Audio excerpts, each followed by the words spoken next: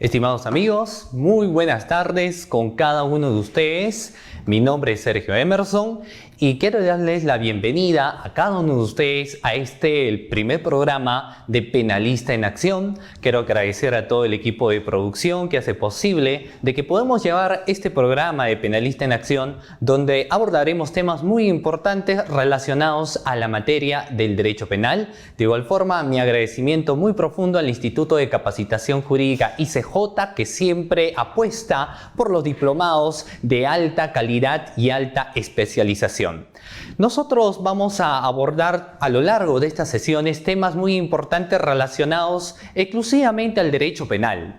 El derecho penal, al igual que las diferentes ramas del derecho, es una rama muy interesante y muy emocionante que nos permite a nosotros, primero, entender de cómo el derecho penal va a regular la conducta de las personas a través, por ejemplo, de la aplicación de lo que son las leyes, las normas, los artículos que se encuentran subsumidos en el Código Penal, en la cual la persona es necesario que tenga que conocer para saber, por ejemplo, cuándo estamos ante la presencia de lo que viene a ser un delito. De igual forma, otro aspecto muy importante, por ejemplo, que también debemos tener en cuenta es el aspecto procesal. ¿Por qué? Porque nosotros vivimos en un tema de inseguridad ciudadana que cada vez es más frecuente. Entonces es importante que las personas sepan qué hacer, por ejemplo, cuando se ven inmersos ante actos que afectan la libertad personal, la libertad individual, el patrimonio de la persona. Entonces es necesario que el ciudadano conozca sus derechos y sus deberes y también el procedimiento que debe seguir cuando se ve envuelto en situaciones en donde considera que se están vulnerando o se han afectado sus derechos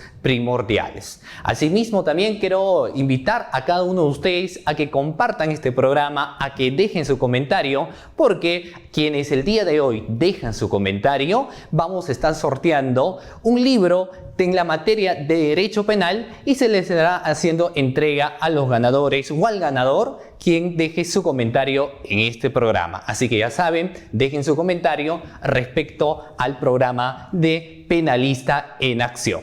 Muy bien, estimados amigos. Vamos a empezar hablando sobre el tema de lo que viene a ser el aspecto de la inseguridad ciudadana, por ejemplo, y qué factores van a tener las instituciones del Estado, exclusivamente, por ejemplo, el Ministerio Público, quien se va a encargar de los temas de investigación procesalmente hablando.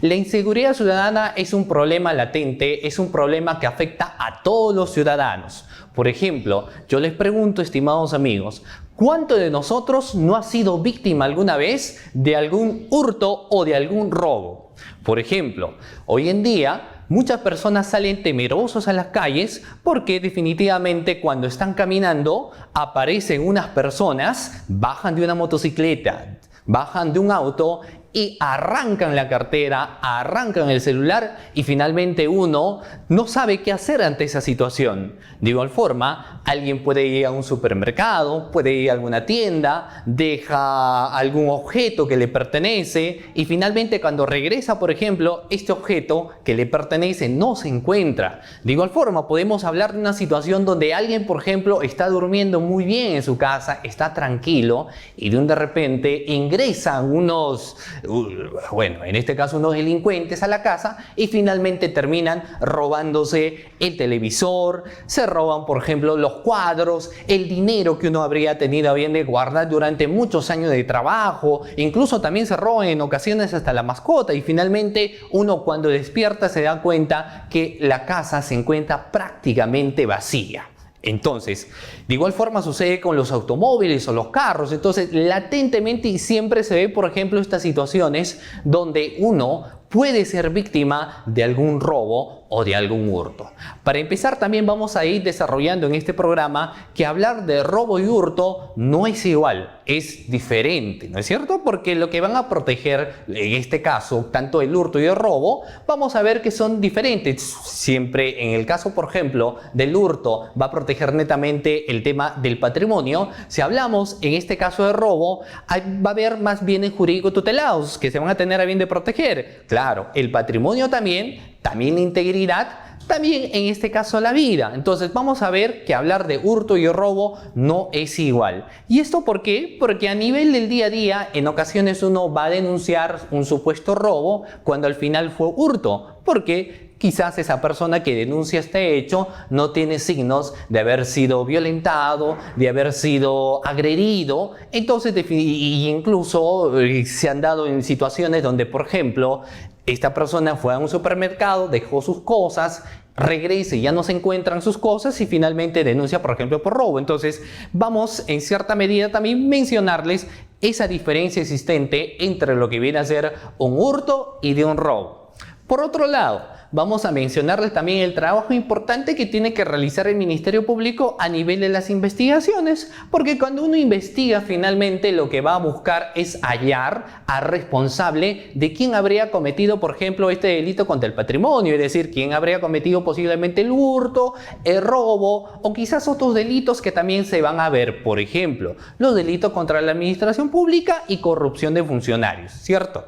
De igual forma, vamos a señalar también, por ejemplo, el trabajo que se tiene que realizar a nivel de la defensa, porque el abogado defensor muchas veces defienden o pueden acusarle a una persona de haber robado algo cuando finalmente esa persona en el día de los hechos, por ejemplo, no se encontraba, haber hurtado algo cuando finalmente esa persona no se encontraba, por ejemplo, también en el lugar de los hechos, y es importante que se tenga que plantear pues una buena defensa para que finalmente no se pueda dejar en indefensión a la persona. Entonces, esto y otros temas vamos a estar desarrollando en este programa. Ya saben, pueden dejar sus comentarios, pueden hacer preguntas que estaremos nosotros respondiendo y contestando en el programa del día de hoy. El programa, nuestro primer programa que sacamos acá al aire es Penalista en Acción, así que ya saben, deja tu comentario, comparte y estarás ingresando automáticamente a un sorteo de un libro en Derecho Penal. Muy bien. Vamos a empezar hablando por qué la esencia o por qué hablamos del derecho penal en sí. ¿Por qué hablamos del derecho penal? Se conoce que el derecho penal, estimados amigos, viene a ser la última ratio, la última instancia. Es decir, antes de aplicar derecho penal, tenemos que aplicar, por ejemplo, otras vías menos lesivas. Vías que pueden ser, por ejemplo, en el caso de funcionarios y servidores públicos, podríamos hablar del procedimiento administrativo sancionador. Entonces, ¿por qué? Porque el Estado mismo busca que antes de aplicar, por ejemplo, temas de derecho penal, se aplican otros temas menos lesivos. Procedimentalmente hablando, en el caso de un funcionario, por ejemplo, antes de que se le pueda imputar un tipo penal de colusión, de peculado o malversación de fondos, se podría ver esto a través de la vía administrativa y ver las sanciones que podría acarrear su comportamiento que ha tenido. Comportamiento que evidentemente vulnera, en este caso, los principios institucionales y también aquellos reglamentos de organización y funciones que tiende a bien de cumplir todo funcionario y servidor público que trabaja al Estado. Entonces, si el derecho administrativo se tiene que aplicar, no siempre en todas las vías se va a tener a bien de aplicar, por ejemplo, derecho administrativo. Y en la actualidad podemos ver que la inseguridad ciudadana es un problema latente. Es un problema atroz, es un problema que la ciudadanía y las personas y los operadores del derecho tienen diariamente que enfrentarse. La ciudadanía no está segura, no está tranquila, porque cuando sale, por ejemplo, a algún lugar, como mencionaba al inicio del programa, está con el temor de que pueda, en este caso, aparecer 3 o 4 personas y finalmente sustraerle, arrebatarle lo que es un bien que él tiene. Ahí les voy a contar, por ejemplo, las siguientes situaciones que en ocasiones suelen darse. Una primera situación es cuando alguien, hoy en día, el robo de celulares es muy frecuente, es aquello que se comete cada segundo, cada minuto, cada hora. Miles de las personas que, por ejemplo, están andando por las avenidas, están en el carro, son víctimas de algún tipo de robo de celular. ¿Por qué? Porque el robo de celular se ha convertido en una modalidad en la cual las personas, precisamente el sujeto activo que comete este hecho delictivo, utiliza pues la amenaza, la violencia y con destrezas permite finalmente coaccionar a la persona para que éste, ante la intimidación que sufre, tenga a bien de entregar, por ejemplo, en este caso, su bien patrimonial. Entonces, sobre ello hoy en día, si hablamos sobre este tema de robo del celular, es muy frecuente, muy cotidiana, y si mencionamos hoy en día de que las personas pues tienen mucha información en un aparato tan pequeño que viene a ser el celular. Ahí, por ejemplo, el celular contiene mucha información, que puede ser información personal, puede ser información, en este caso, documental, pueden tener fotografías, prácticamente el historial de las personas se encuentra dentro de este aparato que viene a ser el celular. Entonces, hay una frase que nos señala que antes, por ejemplo, de estar inmersos ante una situación, uno podría prevenir este tipo de acontecimientos. Entonces, como se ha visto en los últimos tiempos, este tema del robo de los celulares, se recomienda a las personas, por ejemplo, de que cuando están transitando, de que cuando están en el carro, no saquen en este caso el aparato que viene a ser el celular, porque podrían ser víctimas de algún tipo de robo. De igual forma, si es urgente responder una llamada, si es urgente comunicarse con alguien, uno podría utilizar los audífonos para que de esta forma, por ejemplo, ya no puede estar inmerso en algún tipo de peligro. A quienes nos están viendo en este momento y se encuentran conectados, yo les pregunto a ustedes, ¿cuántos de ustedes hasta la fecha ha sido, por ejemplo, lamentablemente víctima de algún tipo de robo de celular?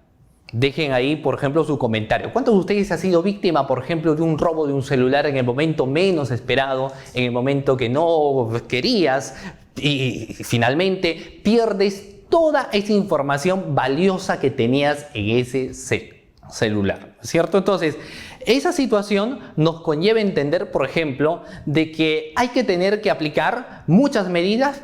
Uno, de prevención ante este tipo de situaciones, y dos, de ver qué hacemos cuando las personas, quienes han cometido, en este caso, este hecho delictivo, se tengan que enfrentar, en este caso, a la justicia. Vamos a ver, por un lado, el trabajo que tiene que realizar el Ministerio Público y, obviamente, por el otro lado, el tema de la defensa. Entonces, si hablamos de un tipo, por ejemplo, de lo que viene a ser robo, también vamos a hablar de las modalidades que existen respecto a este tipo penal, porque podemos hablar de robo simple o de robo agravado y otras modalidades más que se encuentran ahí dentro de esta figura delictiva. O cuando hablamos, por ejemplo, del tema de hurto. Entonces, para llegar a ello, vamos a empezar mencionando lo siguiente. Como vivimos en un tema de inseguridad, y he mencionado solamente caso de hurto, he mencionado caso de robo, porque podemos mencionar aquellas acciones que cometen acá los delincuentes y que afectan no solamente el patrimonio, sino afectan también la integridad física o la vida de cada una de las personas. Y ahí regreso al tema del celular. Hay muchas personas que, por ejemplo, me comentan y dicen, mira, a mí estaba en el automóvil, caminando, justamente viendo algunos mensajes y por ahí me han arrebatado de las manos el celular. Me han quitado, me he quedado dormido y me han finalmente arrebatado de este aparato que es el celular, en el cual tengo información importantísima. Eso por un lado. Y por otro lado, hemos tenido personas que, por ejemplo, señalan lo siguiente, que tranquilamente están caminando rumbo a su casa, 10 de la noche, por ejemplo, no teniendo el celular a la vista, sin embargo, eran interceptados por 3 o 4 personas quienes con violencia o amenaza, diciéndole, por ejemplo, deme todo lo que tienes, todo lo que posees y no te vamos a matar. Y finalmente esta persona, por este temor, termina desprendiéndose de su bien patrimonial que tiene.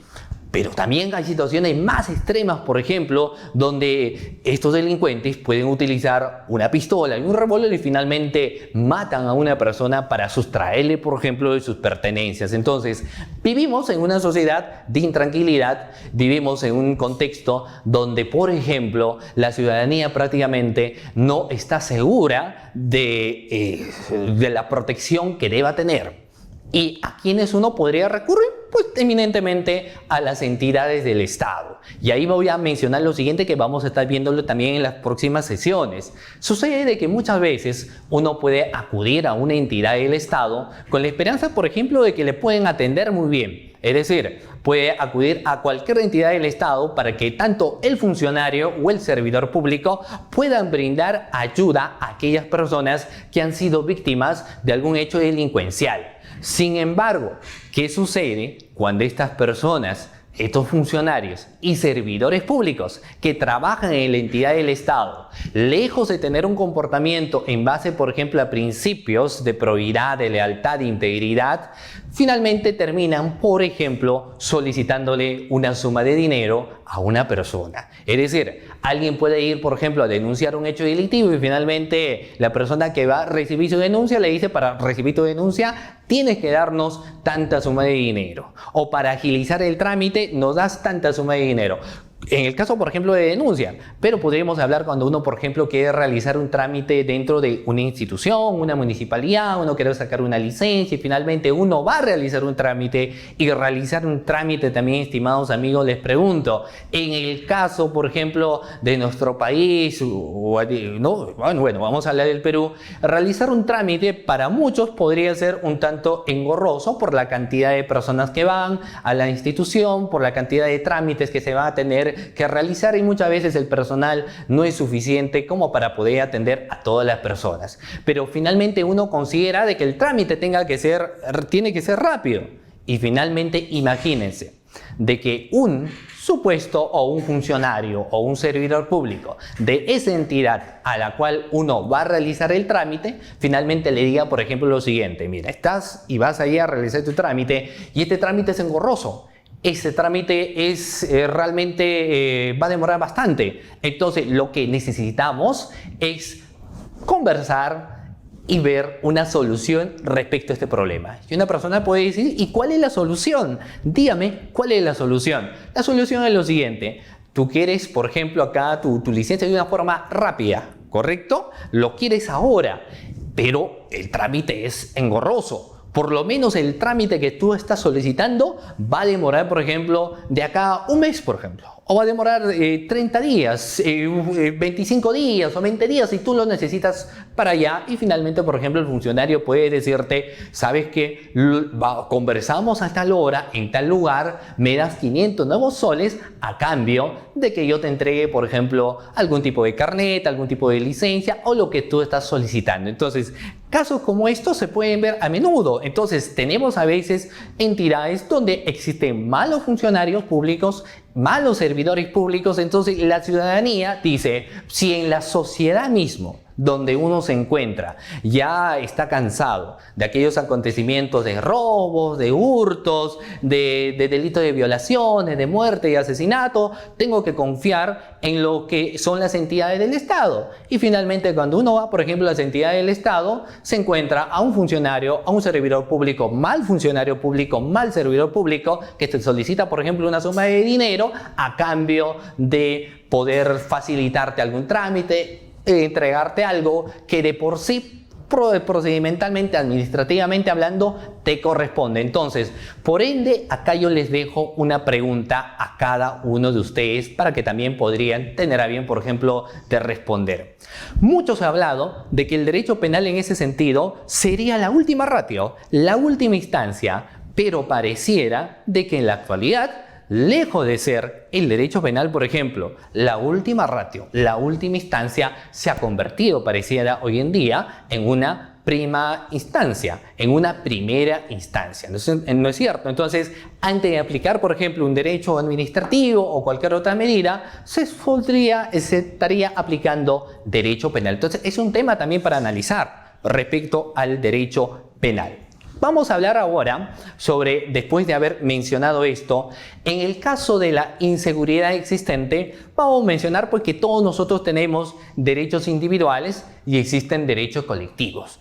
Todos nosotros tenemos derechos individuales que por ley, por la Constitución, nos corresponde y se tengan que tener a bien de, en este caso, respetar nuestros derechos. Pero también tenemos deberes y deberes con la sociedad. Entonces, tendremos la existencia de derechos individuales y tenemos también la existencia, por ejemplo, de derechos colectivos. A veces uno imaginariamente se pone a pensar, si tengo derechos individuales y derechos colectivos y los pusiera en una balanza, ¿cuál de los dos pesaría más? los derechos individuales o los derechos colectivos? ¿O es que cuando vemos ante una situación que se comete, por ejemplo, un robo, un hurto, un asesinato, una violación, no solamente existe pues la afectación, en este caso el agraviado, sino que, por ejemplo, cuando alguien es víctima de un robo, víctima de un hurto, cualquiera de nosotros podría haber sido también esa persona que ha sido la agraviada? Entonces, como que existe una defensa no solamente a la persona agraviada, sino hay una defensa de toda la sociedad. Entonces, si uno sumara derechos individuales y derechos colectivos, reiteramos nuevamente en una balanza, pareciera que se incline un poco más en los derechos colectivos que en los derechos individuales. Partiendo de ello, vamos a ver pues que hoy en día tenemos el Ministerio Público. Sobre el Ministerio Público, la Fiscalía nos menciona de que el fiscal quien integra el Ministerio Público es el defensor de la legalidad. Y cuando hablamos de defensor de la legalidad, habría que entender, por ejemplo, lo siguiente, ¿no es cierto? ¿Qué entendemos nosotros por lo que viene a ser defender la legalidad?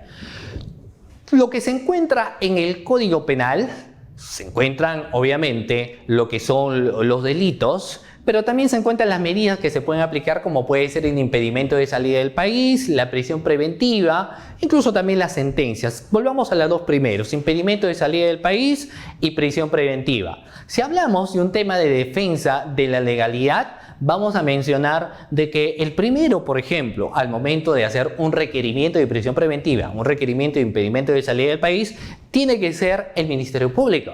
El Ministerio Público es el primero el que tendría que ver el código, por ejemplo, y ver si sobre cada caso en particular amerita o no amerita aplicar, por ejemplo, un tema de prisión preventiva. Es decir, si se ha cometido un robo, por ejemplo, un robo agravado, amerita sobre cada caso darle prisión preventiva o no darle prisión preventiva.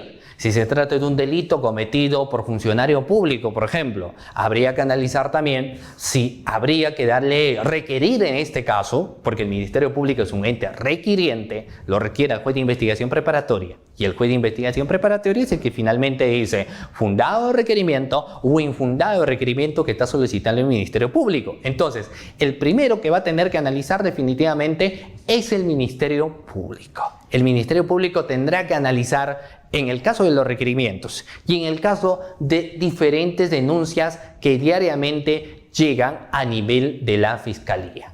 Por ejemplo, diariamente llegan miles de escritos que tienen que ser atendidos por la Fiscalía, porque entendamos que a la Fiscalía también, aparte de ser el defensor de la legalidad, es el defensor de la sociedad. Entonces, defiende no solamente aquellos casos en los cuales se está viendo, sino defiende a toda la sociedad existente. Yo les hablaba al inicio, en el caso, por ejemplo, del robo, del hurto.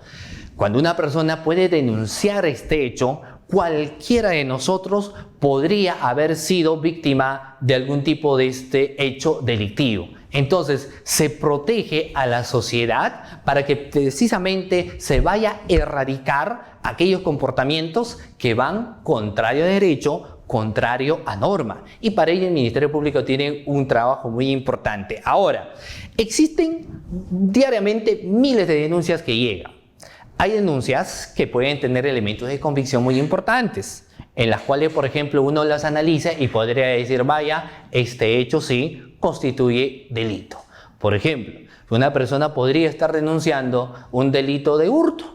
Y dentro de ese delito de hurto, por ejemplo, puede presentar un certificado médico legal en la cual se encuentran las lesiones que ha sufrido, los golpes que ha tenido. De igual forma puede presentar, por ejemplo, en este caso, fotografías de la lesión, porque al momento de la violencia que ha ejercido este delincuente para que finalmente le arrebate de su pertenencia, le ha dado golpes, le ha dado puñetazos, le ha dado patadas, rasguños. Entonces, lesiones que se pueden dar también, que se pueden ver a través de las fotografías. Puede presentar algunos testigos que finalmente a nivel de una investigación se les va a tener a bien de citar. Entonces, incluso el bien que lo han tenido a bien de sustraer, que de su pertenencia, como puede ser su celular, incluso una denuncia que lo hizo por internet y que es una denuncia policial. Entonces, los elementos de convicción definitivamente permiten, cuando alguien presente una denuncia, tener la idea de que elementos se tiene y hay que empezar pues a calificar esta denuncia y empezar con los actos de investigación que son propias de las diligencias preliminares. Pero puede haber situaciones también donde existen denuncias que finalmente existen denuncias anónimas. Existen denuncias que solamente te pueden narrar algo, pero no te precisan algo concreto. Por ejemplo, te pueden decir: estaba caminando a las 7 de la noche y me interceptaron 2 personas y me sustrajeron y me quitaron mi celular. ¿Correcto? Y finalmente quizás no haya mayor aporte en ese hecho en particular. Sobre ello, por ejemplo, uno podría entender, si no hay elementos, ¿correcto? No hay elementos que uno tiene ante una denuncia, porque finalmente lo que uno hace cuando alguien está caminando y estás tranquilo y finalmente eres interceptado y te roban, del miedo y el susto, pues no estás viendo qué acto de investigación presento, qué fotografía me tomo, etcétera, sino finalmente presentas quizás un escrito y lo ingresan por mesa de parte para que se pueda investigar este hecho. Entonces, lo importante ahí sería, por ejemplo, ver el siguiente panorama. Si hay una denuncia verbal, definitivamente habría que ver a través de su declaración en diligencias preliminares si la persona denunciante de un hecho delictivo que podría ser un robo, ¿qué más aportes va a dar? Porque puede ser de que en su escrito no haya clarificado muy bien los hechos, o sea, haya sido muy resumido, pero ya con su declaración que puede vertir a nivel de fiscalía, finalmente podría dar mayor panorama, mayor luces, indicar personas, tener mayor fotografía, como para que uno pueda esclarecer los temas a nivel de esa investigación. Ahora, también se puede las situaciones porque las denuncias no solamente son escritas, ¿no es cierto?, sino que también la persona que se y ve que ha sido víctima de cualquier tipo de delito puede realizar su denuncia en forma verbal.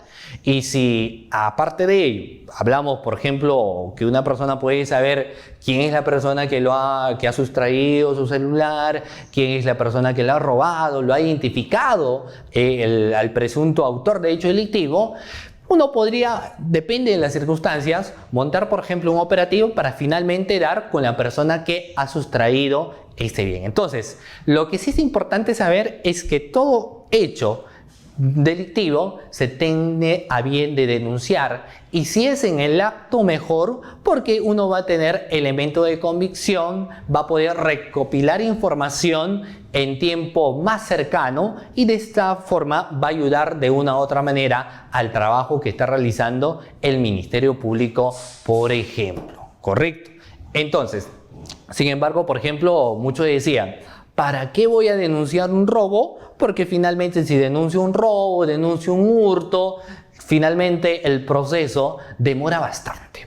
Y muchos dicen: pero ¿por qué me voy a ir a una vía penal sobre un tema de un robo? ¿Por qué me voy a ir a la vía penal sobre un tema de un hurto? Porque si finalmente estoy en estas situaciones, el proceso, contratar quizás un abogado, acudir, voy a perder más tiempo y pues, como diría una frase, el tiempo vale más que el dinero. Y finalmente pues deciden no hacerlo. Entonces, ¿qué sucede esto? Lo que pasa es que cuando uno, por ejemplo, no puede denunciar hecho contrario a ley, finalmente la persona que lo comete puede ser reincidente de este tipo de situaciones, porque no ves que ante un primer hecho finalmente quizás no le ha sucedido nada, correcto, no hay una investigación con él, podrían ser definitivamente reincidentes con el accionar que están teniendo a bien de cometer. Entonces, el Ministerio Público tiene un trabajo muy importante a nivel de investigación para finalmente poder ver si un hecho delictivo se ha cometido o no se ha cometido. Hay una pregunta muy interesante que también se suele dar. Cuando hablamos a nivel de una investigación propiamente, estaremos hablando de prueba. Es decir, Si yo he sido pues eminentemente víctima, por ejemplo, de un robo y voy a denunciar este hecho al Ministerio Público y adjunto, por ejemplo, ahí algunos testigos, fotografías, adjunto también en este caso una denuncia virtual por pérdida que he realizado, presento un escrito señalando que soy el propietario, por ejemplo, del bien que ha sido en este caso robado, ¿eso que yo presento será prueba? Porque hablando de ello, muchas veces hemos escuchado pues de que lo que presentamos a nivel de una investigación son pruebas. Entonces uno, por ejemplo, a veces puede presentar su denuncia y dice, estas son las pruebas que estoy presentando, ¿correcto? Estas son pruebas.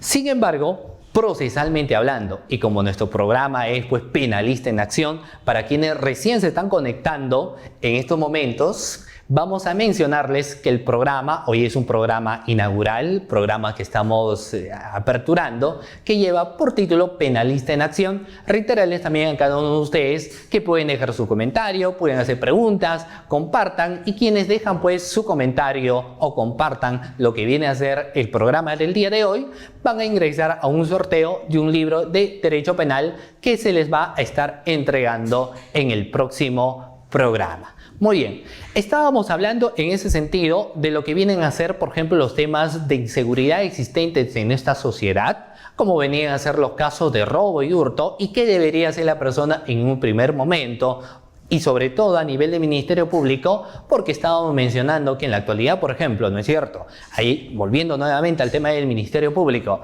el Ministerio Público, por ejemplo, con el Código de 1940, no tenía propiamente el tema de la carga de la prueba. ¿Correcto? Es decir, ahí podíamos mencionar que la policía realizaba trabajos de investigación y finalmente el Ministerio Público tenía un trabajo muy distinto a lo que lo tiene en la actualidad. ¿Y esto a razón de qué? Porque, por ejemplo, en el Distrito Judicial de Huaura, en el año 2004, se inserta lo que viene a ser el nuevo Código Procesal Penal. Y cuando se inserta pues este nuevo Código Procesal Penal, ahí le dotan al Ministerio Público lo que viene a ser, por ejemplo, la famosa carga de la prueba. Y al tener la carga de la prueba, el Ministerio Público tiene pues todo esa obligación de poder investigar, y dentro del proceso pues se han dividido en diligencias preliminares en un primer momento para recabar precisamente esos elementos de convicción.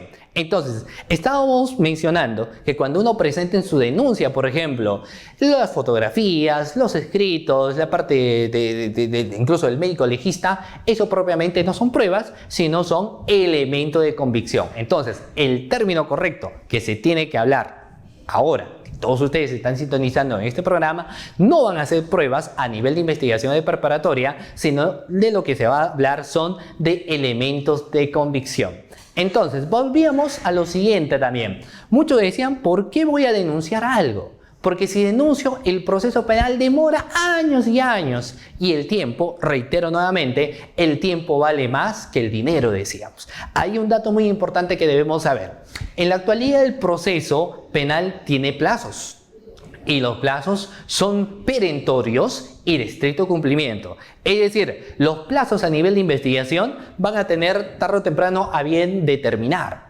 No puede ser ninguna persona sometida a una investigación por un tema de bastante tiempo. Y esto va a tener como resultado diferentes situaciones. Por ejemplo, una de ellas es el tema de la prescripción. Y en el caso de la prescripción es definitivamente porque ninguna persona puede ser sometida pues, a una investigación durante años y años y años y años para que finalmente, al final, por ejemplo, puedan sobreseer el caso o pueden archivar el caso. Entonces, cuando se ha tenido más tiempo de investigación, más que la pena que se le está y que se le pondría en relación, por ejemplo, a cada tipo penal.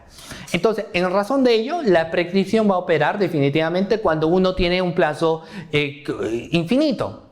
Y eso en la actualidad, pues no existen plazos infinitos, sino los plazos tienen que cumplirse. Ahora, por otro lado, la defensa. La defensa, ya luego vamos a estar mencionando aspectos importantes, por ejemplo, de la defensa. Pero la defensa, cuando ve que el Ministerio Público, por ejemplo, se ha pasado del plazo de su investigación, lo que va a tener que plantear es un control de plazo. Y el control de plazo se va a dar se presenta, por ejemplo, ¿no es cierto? O sea, uno podría tener varias vías de presentar, porque el abogado litigante podría presentar al Ministerio Público un escrito señalándole: mira, fiscal, tu plazo de investigación ha concluido, a razón por la cual emita el pronunciamiento que corresponda. Si es en el caso de las diligencias preliminares, por ejemplo, el fiscal va a tener que decidir al término de las diligencias preliminares dos cosas. Por un lado, si ha individualizado a los presuntos autores del hecho delictivo, por ejemplo, si tiene elementos ya de convicción, hay una imputación necesaria, correcto, ya tiene en cuenta en cierta medida los hechos precedentes, los concomitantes, los hechos posteriores, lo que se va a tener y no se ha extinguido la acción penal, que estamos hablando de un tema de prescripción hace un momento, y en este caso no se ha extinguido la acción penal, el Ministerio Público va a tener a bien de formalizar la investigación preparatoria. Pero en el caso, por ejemplo, de que no se ha individualizado al presunto autor del hecho delictivo, o el hecho no se le puede imputar, por ejemplo, a la persona denunciada, o es imposible quizás incorporar nuevos elementos de convicción, o se ha extinguido por un descuido, ¿no es cierto?, a nivel de investigación de la acción penal, se va a tener en este caso de emitir, por ejemplo, una disposición de archivo. Pero así imitamos una disposición de formalización o una disposición de archivo, en un proceso común tendremos, por ejemplo, 120 días para poder, en este caso, hacer el pronunciamiento repetido. ¿Y qué pasa si uno se pasa del tiempo? Obviamente, uno lo plantearía, en este caso al fiscal, para que emita el pronunciamiento que corresponde, sin perjuicio de irse, por ejemplo, ante el juez de investigación preparatoria para una audiencia de control de plazo. ¿Y qué sucederá en la audiencia de control de plazo? ¿Cierto? ¿Qué podría pasar en la audiencia de control de plazo?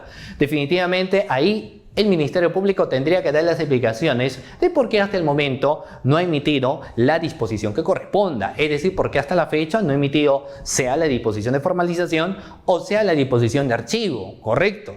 Entonces, bajo la exposición que puede ser el fiscal, finalmente el juez de investigación preparatoria va a tener que pronunciarse respecto a este caso. Podría, por ejemplo, ordenar al fiscal de que emita en el tiempo de la brevedad posible la disposición de formalización o en este caso la de archivo. Y eso puede suceder también en el caso del control de plazo, cuando estamos ya culminando lo que viene a ser la etapa de formalización de investigación preparatoria propiamente dicha, claro, porque si me he pasado, por ejemplo, desde la emisión de la disposición de conclusión de investigación preparatoria, si es un caso complejo, el Ministerio Público tiene 30 días para que pueda emitir el requerimiento que corresponda. Si es un caso simple, en su requerimiento va a tener 15 días, ¿correcto? Entonces depende de ello y se declara, por ejemplo, el control de plazo fundado, le va a dar 10 días al Ministerio Público para que pueda emitir el requerimiento que corresponda en esa situación. Entonces, hay mucho que hacer a nivel de una investigación por parte, por ejemplo, del trabajo que tenga que realizar, en este caso, el representante del Ministerio Público, que es el fiscal. ¿Correcto? Muy bien. Y la defensa. ¿Cómo puede, en este caso, la defensa, por ejemplo, realizar un buen trabajo? Es decir, claro está que estamos mencionando nosotros situaciones donde se cometen diferentes hechos delictivos. Estamos en una sociedad insegura, en una sociedad donde no estamos seguros. Muchas veces, como alguien me decía, no estoy ni seguro de mi sombra, no confío en nadie. Entonces, eso es una situación real, esa es una situación existente. Pero también es algo real que existen muchas veces imputaciones que no tienen sustento. Es decir, hay en ocasiones muchas personas que pueden estar incluso purgando algún tipo de una condena, pueden estar privados de su libertad y finalmente no son culpables de la realización de un hecho delictivo. Muchas veces va a depender ahí de cómo se puede plantear una buena defensa y ahí ingresaría el trabajo del abogado defensor. Entonces, podemos ver acá sobre el tema, sobre todo del abogado defensor y quienes se dedican exclusivamente, por ejemplo, a la defensa de casos penales. Recordemos, nuestro programa es Penalista en Acción. Entonces, los que se dedican al litigio tienen situaciones pues privilegiadas. Tenía algunos colegas que me señalan que es muy enriquecedor, por ejemplo, dedicarse al litigio, porque aparte de ver los casos desde otra perspectiva, también tienes la oportunidad, por ejemplo, de conocer un poco más el derecho penal a lo largo de nuestro país. Por ejemplo, puedes conocer una audiencia no solamente acá en Lima, porque cuando uno litiga, puede estar, por ejemplo, el día de hoy acá en Lima, en la noche podría salir su vuelo para irse a Piura, luego podría irse a Talara, podría irse a Huánuco, podría irse a Tacna, podría irse a diferentes lugares, ¿no es cierto? Entonces, hablando de Tacna, quiero enviar un saludo, en este caso al ilustre Colegio de Abogados de Tacna, y quienes hemos tenido la oportunidad también ahí de compartir conferencias en esta heroica ciudad de Tacna. Entonces, un saludo a cada uno de ustedes. Volvíamos al tema. Entonces, es enriquecedor, por ejemplo, muchas veces este tema del litigio, porque si en un momento te encuentras, por ejemplo, acá en Lima y en diferentes lugares, vas conociendo el derecho penal a lo largo y ancho, por ejemplo, de nuestro territorio, y muchas veces uno va entendiendo de que en el proceso penal en ocasiones suceden muchas cosas diferentes. Es decir, a veces uno en el litigio entiende lo que veo acá, por ejemplo, en Lima, a nivel del proceso, muchas veces no lo veo en provincia, muchas veces no lo veo en el norte del país, en la selva del país. Entonces, eso también enriquece y nos hace ver, en el caso del litigio, de que uno va conociendo un poco más el tema también del derecho penal. Muy bien, vamos a hacer un brevísimo corte y luego regresamos con más de este programa Penalista en Acción.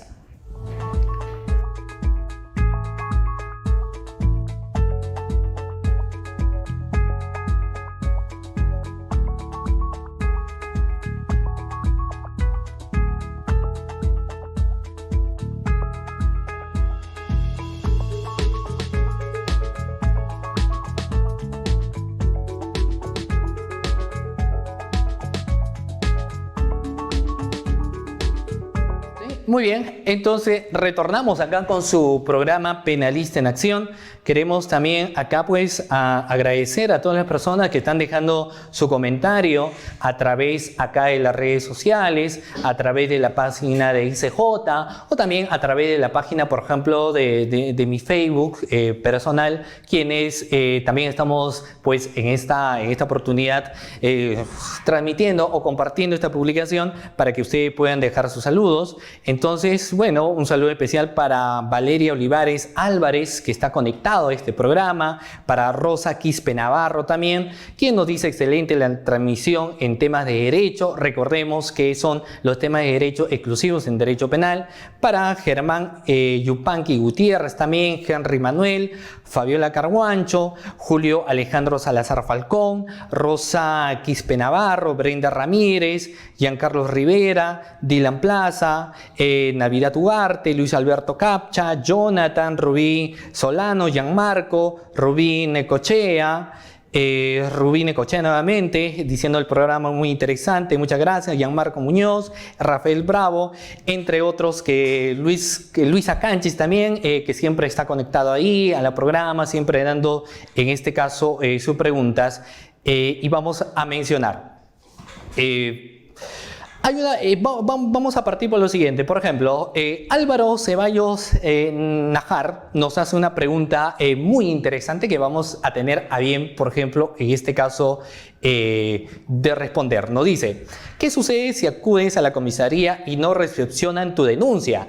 ¿Qué puedo hacer? Incluso si aún cuando pides que lo identifiquen el efectivo policial no lo hacen, ¿no es cierto? El efectivo policial quizás te puede decir: no, me vas a presentar tu denuncia, y lo que es peor aún, como mencionaban algunos amigos, un mal funcionario público, un mal policía podría decirte: si quieres que recepcionemos tu denuncia, pues hermanito, dime cuánto es, ¿cierto? A propósito de esas situaciones que se dan. Entonces, para empezar, todo ciudadano tiene derecho a presentar una denuncia y toda persona tiene el derecho a recepcionar la denuncia que el ciudadano está teniendo a bien de presentar. Entonces, no puede existir una situación donde no te puedan recepcionar, por ejemplo, ningún tipo de denuncia, sino las tienen que realizar. El tema podría ir quizás por otro lado. podría ser de que en ocasiones se ve mucho el tema de competencia. Por ejemplo, a nivel fiscal uno podría denunciar un supuesto delito de corrupción, donde por ejemplo estamos hablando de que una persona fue a una entidad del Estado para que finalmente realice un trámite y termina saliendo un funcionario público y le solicita por ejemplo una suma de dinero. Estos hechos han sucedido, por ejemplo, en Lima Norte. Y la persona cuando han sucedido en Lima Norte, digamos por ahí, han sucedido en Los Olivos, han sucedido en Coma, y la persona presenta pues su denuncia, estos hechos, en la Fiscalía de Lima Centro. Ahí vamos a hablar lo siguiente.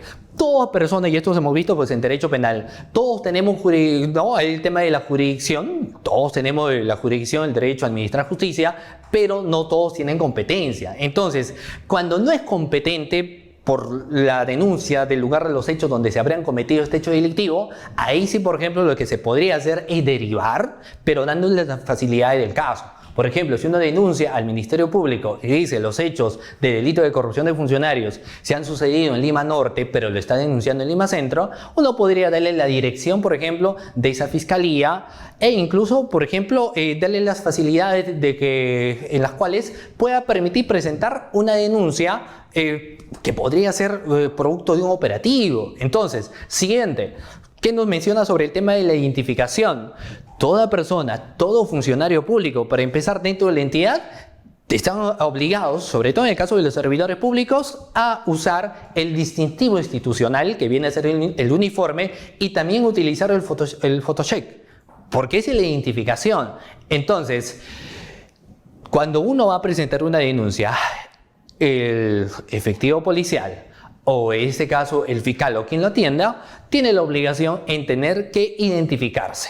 No puede suceder esta situación de no identificarse, porque si no se identifica, uno definitivamente no podría saber quién es la persona que le ha atendido. Y esto generaría problemas porque definitivamente no sabríamos quién ha sido finalmente la persona que me atendió, porque puede ser que nuevamente regrese y me dicen que no existe esa persona o quién ha sido. Entonces tienen toda la obligación de tener a bien de, en este caso, identificarse. Si no, toda institución tiene pues en este caso su libro de reclamaciones para que finalmente uno pueda sentar los precedentes que se han sucedido cuando no se quiere identificar.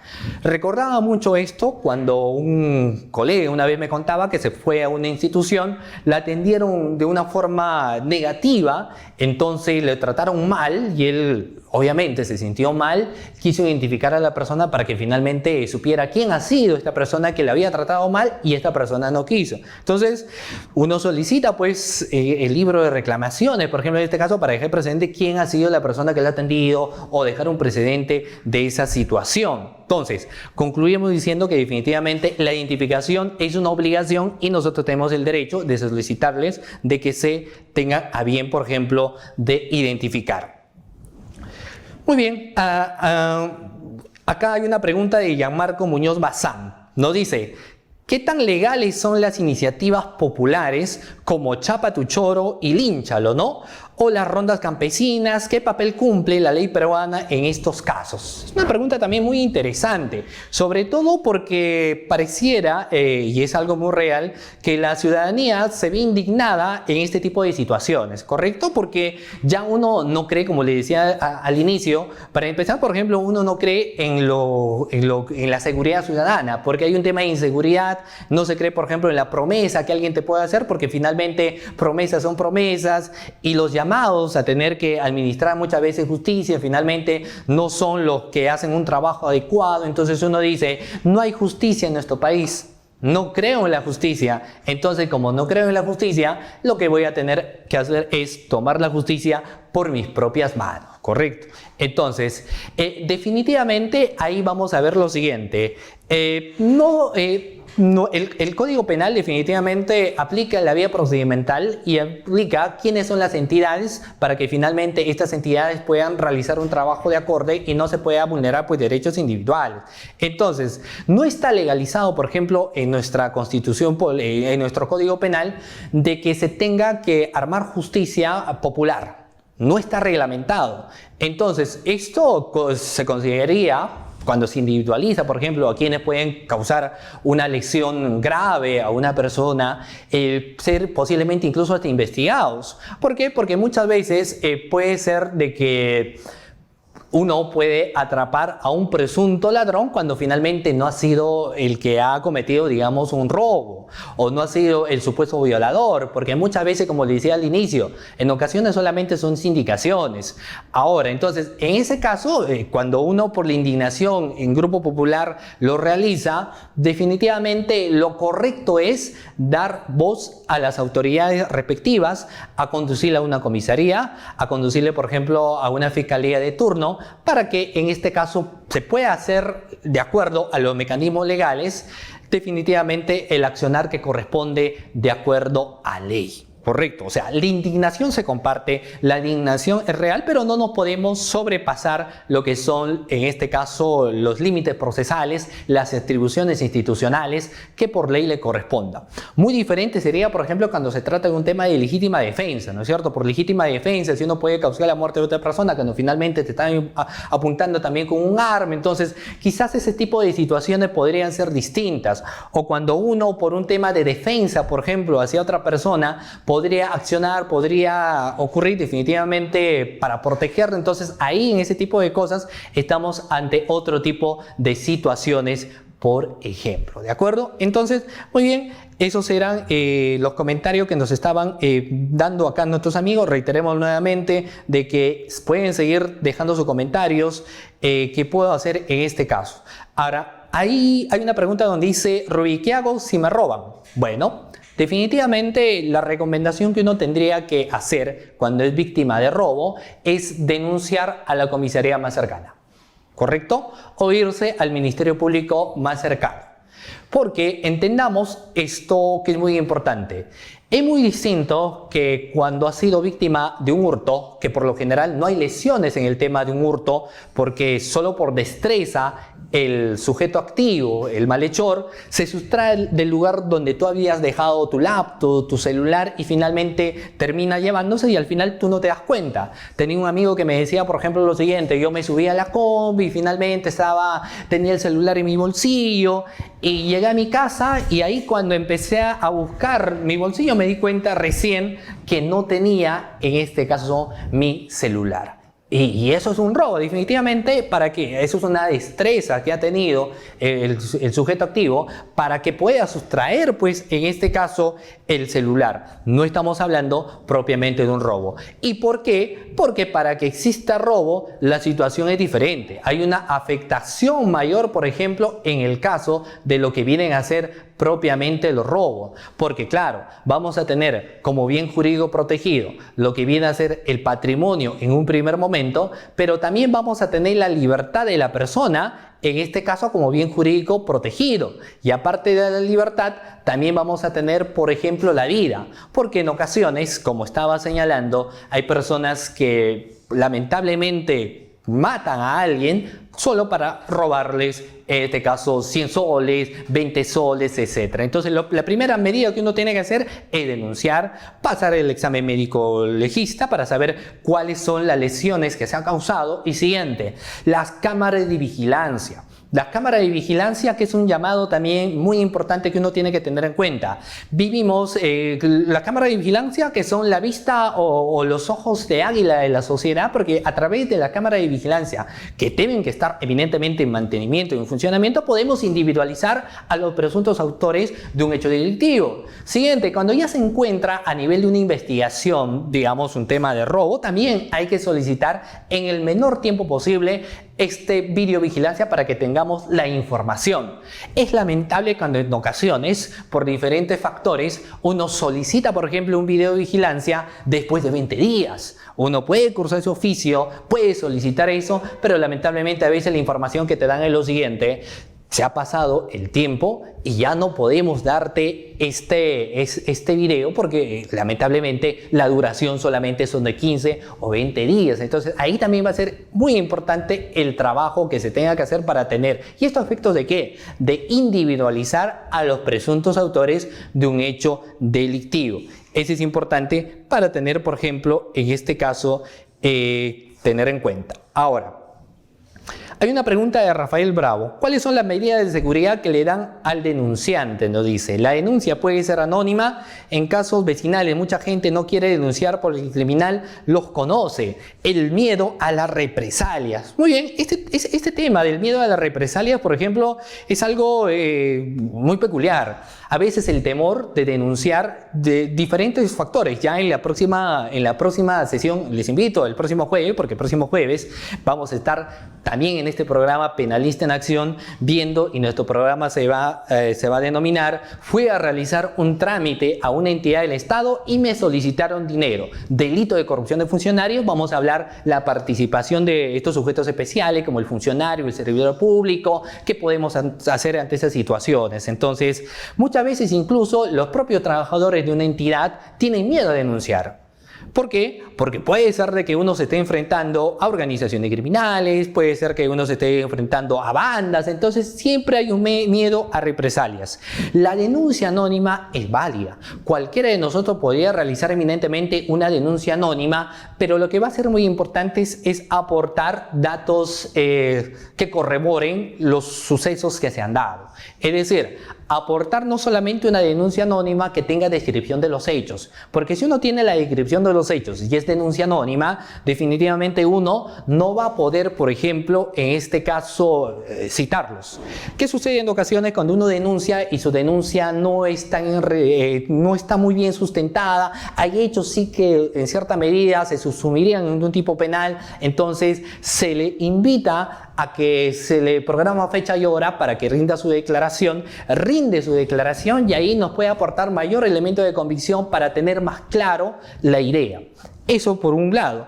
Pero cuando ha sido una denuncia anónima y los hechos no están narrados muy bien, no se ha individualizado, están a grandes rasgos, entonces muy poco se podría hacer en ese caso en particular, porque no se tendría, por ejemplo, la versión del denunciante, los hechos no se subsumirían posiblemente en un tipo penal, no hay elementos de convicción suficientes, y ante esa situación, pues lo menciona, en un caso de la disposición de archivos, se tendría que archivar el caso. Entonces, si uno va a hacer una denuncia anónima, tendría que ser tomar las medidas del caso y poder añadir elementos de convicción para que se puedan tener en cierta medida la certeza de la comisión de un hecho delictivo. ¿Qué protección hay a la persona que está denunciando? Entonces, y obviamente la protección de víctimas y testigos, que el Ministerio Público lo tiene UDAVIF, que se le brinda pues eminentemente protección a las personas que quieren denunciar un hecho delictivo. Entonces, esta protección se les da definitivamente porque las personas que denuncian tienen información privilegiada, información muy importante, pero esta información que va a dar, tiene temor de darla porque definitivamente no se siente, por ejemplo, en este caso protegido. Entonces el UDAVIF, que hace programas que uno puede ver e informarse también a través de internet, se puede dar cuenta de que va a proporcionar medidas de seguridad a la persona que está denunciando un hecho delictivo. Entonces, definitivamente esto, hay una protección. No hay por qué no denunciar, sino por el contrario, uno tendría en este caso que denunciar un hecho delictivo en ese caso. Muy bien, seguimos con los saludos. Saludo para Antonio Torres, para Norma Chambi Quispe, para Sandy Gabriela Domínguez Laurante. Muchas felicitaciones, doctor, por su programa. Muchísimas gracias para usted. Quienes se están conectando pues en esta mañana, recordamos que estamos en el primer programa de Penalista en Acción, donde estamos hablando pues qué hacer, por ejemplo, ante este caso de robo y hurto que se suelen dar cotidianamente en nuestro país, ¿cierto? Muy bien, entonces, vamos a ver también si acá tenemos otras preguntas que nos están dando, nos dejan saludos también, nos mencionan. Muy bien, Henry Manuel me dice, si me roban, ¿asisto a una comisaría o llamo al 105? ¿Qué sería lo mejor? Dependiendo definitivamente.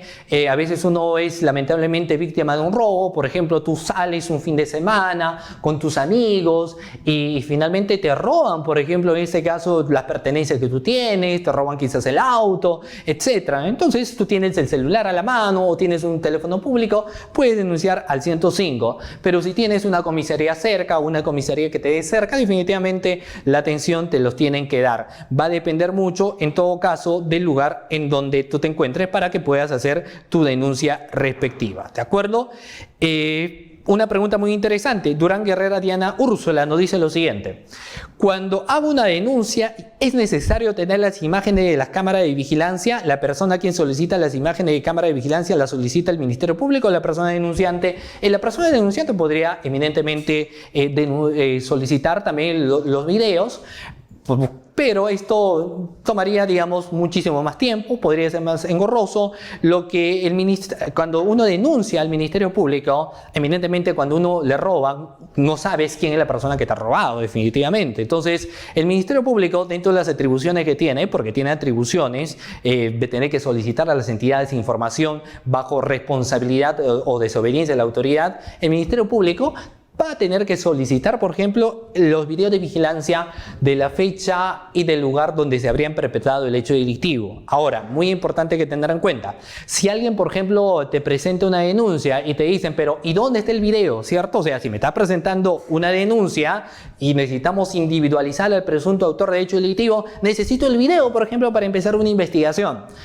Eso no, porque suficiente con la denuncia para que en los actos de investigación que se van a tener que bien de llevar a cabo se pueda solicitar el video para poder definitivamente individualizar al presunto autor del hecho delictivo. Muy bien, entonces agradecerles a ustedes por las preguntas que nos están haciendo. Pueden igual seguir dejando sus preguntas, estaremos ahí pues respondiendo. De igual forma, hacerles recordar de quienes han dejado sus comentarios el día de hoy van a ingresar a un sorteo para el próximo programa, de un sorteo de un libro en Derecho Penal que ya el equipo de producción les va a hacer entrega ya dentro de, les va a señalar pues en este caso el día, la hora donde ustedes pueden recoger este libro. Entonces, vamos a mencionar, por ejemplo, lo siguiente.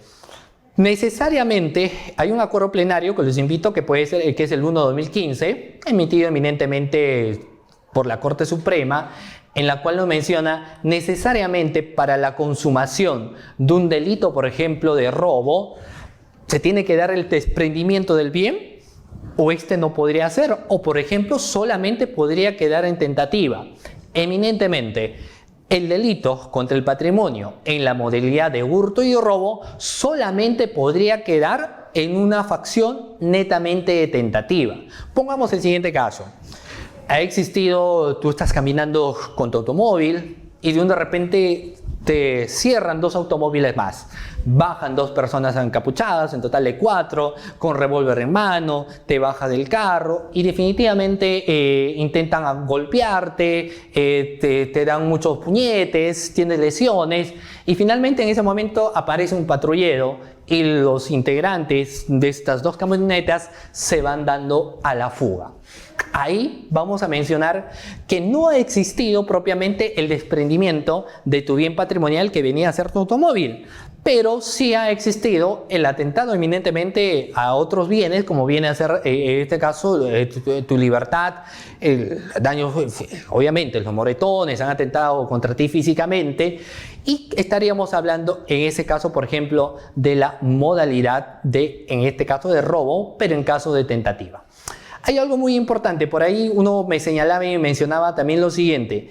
¿Y qué sucede, por ejemplo, si sencillamente agarro un día, por ejemplo, y esto es importante señalarlo, un día, por ejemplo, una persona dice lo siguiente: sé que mi vecino tiene una laptop y su laptop pues es más rápida, yo no tengo laptop y tengo que hacer mi trabajo. Entonces yo sé que mi vecino lo deja siempre en un lugar común, donde son unos condominios, sé que lo deja en la mesa, y lo que voy a hacer es yo sencillamente agarrarme su laptop y lo voy a tener prestado solamente por 5 horas. Después de las 5 horas voy a devolverle su laptop, ¿correcto? Y finalmente después de las 5 horas le termino devolviendo el laptop a la persona. Obviamente, y durante ese tiempo la persona pues se ha preocupado, no sabía dónde estaba su laptop. Entonces, esa situación, les pregunto, ¿será conllevado? ¿Será un tipo de delito? Y la respuesta es sí, porque en ese caso estaremos hablando, por ejemplo, del hurto de uso. O sea, no importa de que tú después de ello hayas devuelto lo que viene a ser el bien patrimonial, sino el hecho de que tú lo hayas sustraído de la esfera de dominio. El hecho de que uno sustrae de la esfera de dominio o de pertenencia de la otra persona, ya conllevamos en este caso una vulneración al patrimonio, razón por la cual esto se va a conocer pues con el tema eminentemente de hurto de uso, ¿correcto? Porque ahí estaríamos hablando netamente del hurto de uso. Entonces, no olvidemos que en el caso, una de las diferencias bien marcadas es que en el hurto va a existir destreza, ¿correcto? Pero en el caso de robo va a existir siempre la violencia y la amenaza. Entonces, obviamente, una violencia no es una violencia pacífica, no es una violencia donde tú no salgas herido, no salgas con daño. Siempre va a existir este tipo de acontecimiento que por lo general el reconocimiento médico legal va a depender de cuánto, por ejemplo, ha sido la lesión, de cuánto ha sido el daño que ha tenido a bien de causar este acto violento. Correcto, entonces volvíamos a mencionar.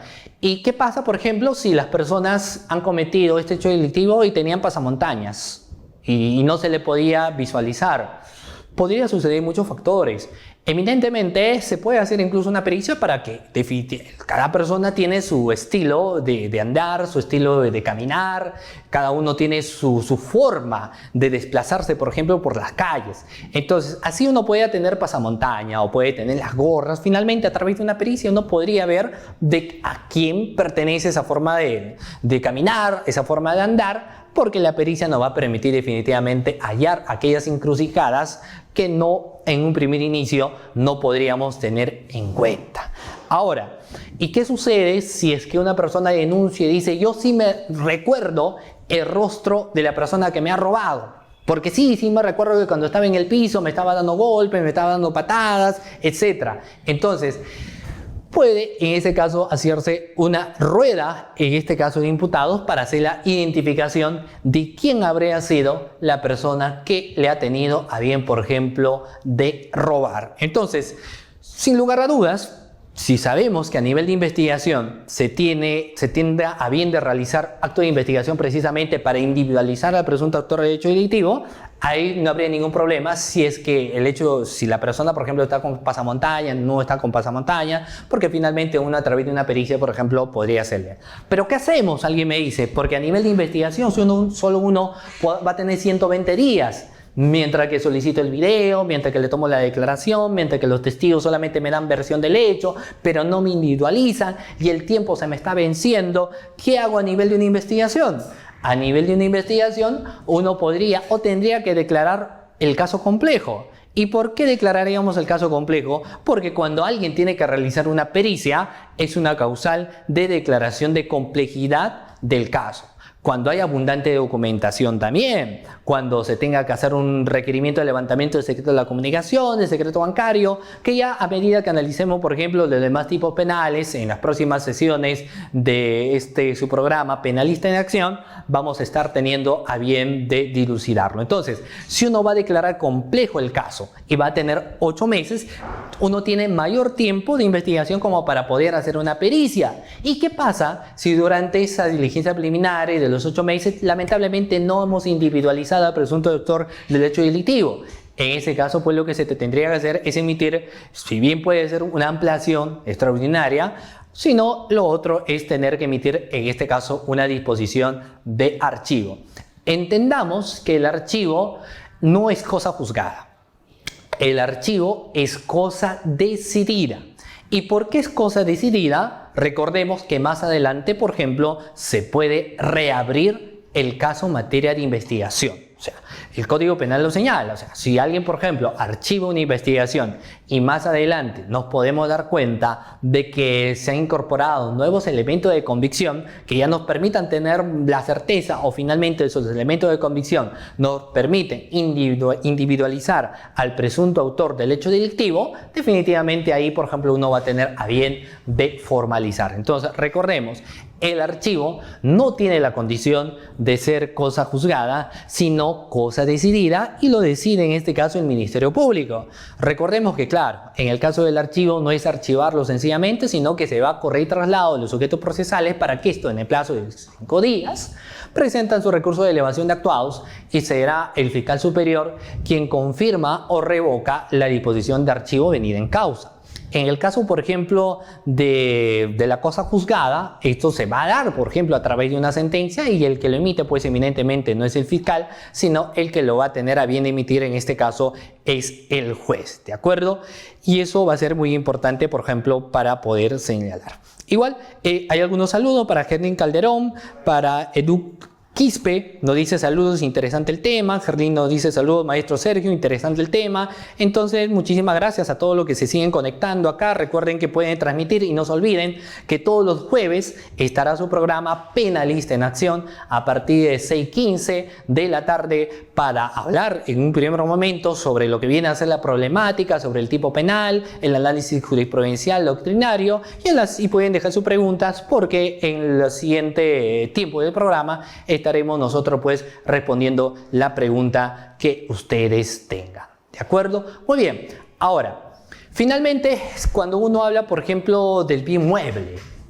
Respecto al bien mueble, vamos a ver de que en el caso, por ejemplo, de robo, no solamente se va a hablar de objetos que son fácilmente, por ejemplo, transportables, como puede ser el celular, una laptop, dinero, sino también vamos a ver que, por ejemplo, los elementos electromagnéticos o como puede ser la corriente eléctrica, también se pueden robar. Es decir, pueden ser tales como el agua, la energía eléctrica, el gas o los otros, que son, por ejemplo, elementos incorpóreos propiamente dicho.